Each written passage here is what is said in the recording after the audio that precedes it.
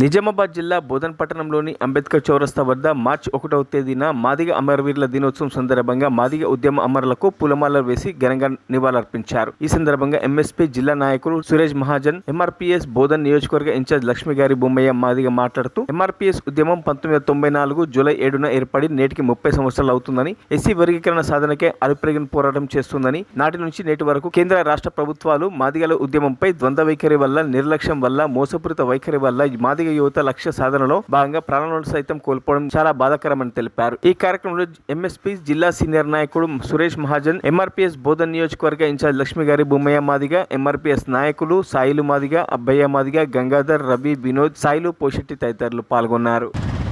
పట్టణంలోని అంబేద్కర్ చౌరస్తా వద్ద ఎంఆర్పీఎస్ ఉద్యమంలో అసలు బాసినటువంటి అమరవీరుల యొక్క త్యాగాన్ని స్మరిస్తూ మరి ప్రతి సంవత్సరం కూడా మార్చి 1న ఎంఆర్పీఎస్ మరియు ఎంఆర్పీఎస్ అనుబంధ సంఘాల ఆధ్వర్యంలో గౌరవశ్రీ మందకృష్ణ మాదిగ గారి ఆదేశాల మేరకు మార్చి 1న మాదిగ అమరవీరుల దినోత్సవాన్ని జరుపుకోవడం జరుగుతుంది.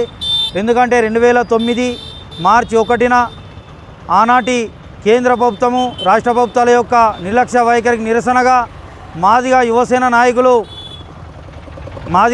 నాయకులు సురేందర్ మాదిగ, దామోదర్ మాదిగ, మహేష్ మాదిగ, అదేవిధంగా రవి మాదిగ అనే యువకులు మరి గాంధీ భవన్ని తగలబెట్టే క్రమంలో ఆ యొక్క చితిమంటలో చిక్కుకొని ఎస్సీ వర్గీకరణ సాధన కోసము ప్రాణాలు అర్పించిన ఘటన మరి 2009 మార్చి 1న జరిగింది.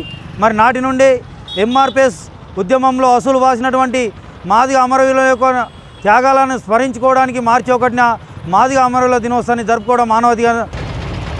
నా పేరు లక్ష్మిగారి బొమ్మయ్య మాదిగ.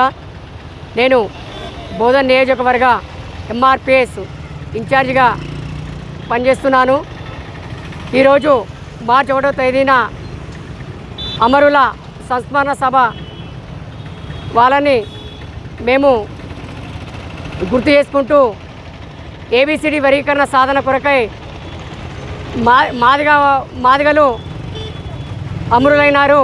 మరియు మా యొక్క అమరుల త్యాగ ఫలితంగా ఇప్పుడు ఉన్నటువంటి కేంద్ర రాష్ట్ర ప్రభుత్వాలు వర్గీకరణ పైన త్వరగా నిర్ణయాలు తీసుకొని ఎస్సీ వర్గీకరణ చట్టబద్ధత కల్పించాలని చెప్పి కోరుతూ, అదే సమయంలో ఏవైతే ఇప్పుడు రాష్ట్ర కేంద్ర ప్రభుత్వాలు ఉద్యోగాల భర్తీ చేపడుతున్నారో ఆ యొక్క ఉద్యోగాల భర్తీ కూడా నోటిఫికేషన్ కూడా ఎస్సీ వర్గీకరణ కేటగిరీషన్ అయ్యేంత వరకు నిలుపుదల చేయాలని చెప్పేసి మేము ఎంఆర్పీఎస్ నుంచి డిమాండ్ చేస్తూ ఉన్నాము.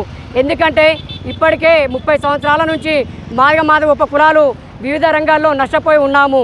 కాబట్టి ఇకనైనా ఈ యొక్క ఏబిసిడి వర్గీకరణ త్వరలో జరగబోతుందనే విశ్వాసం మాకుంది. మరిన్ని అప్డేట్స్ కోసం మా ఛానల్ని సబ్స్క్రైబ్ చేయండి.